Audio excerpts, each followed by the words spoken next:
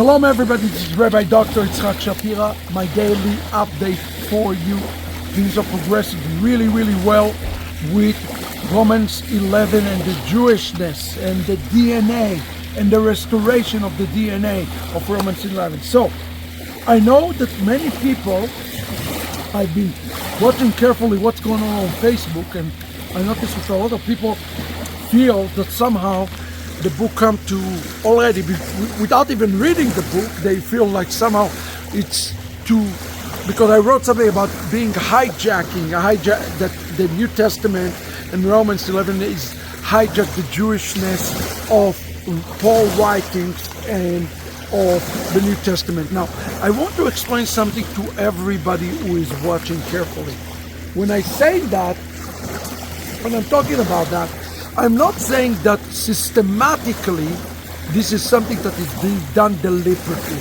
When you go back and you look at interpretation, and even specifically early Christianity interpretation of Jewish writings, like the Tanakh, the Nevi'im, the Ketuvim, the Brit HaChadashah, you will notice that the church is already anti-Semitic dating back to the 2nd century.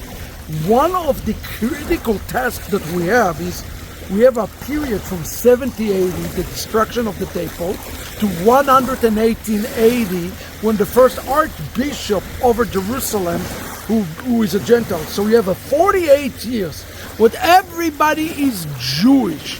Everybody in Jerusalem is Jewish. What we call the first church is truly the very first messianic synagogue. Now, who were those people?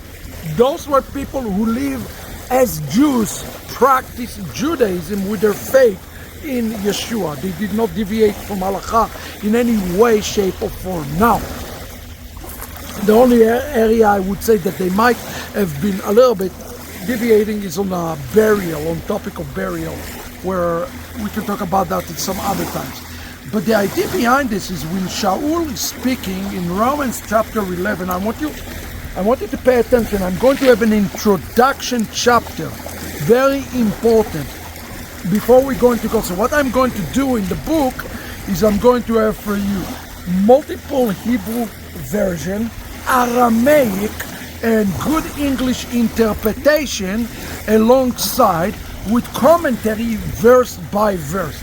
But one of the things that you're going to get in the book, before you went into the verse by verse, is going to be specifically, this is very important, a chapter on understanding the olive tree, the context of olive tree, the olive branches, the branch that is being grafted in, the natural branch. All of those things is a midrash that Shaul uses, and I want you to understand that.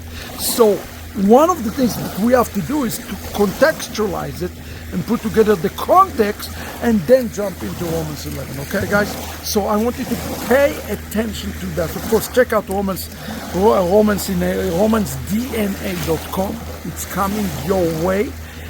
We are going to put the chapter of contextualization of the olive tree, and then we are going to go and drop verse by verse by the Hebrew with the Aramaic, and even as necessary on the Greek as well. So I'm looking really forward to jump with you on the RomansDNA.com. God bless you, everybody, and shalom.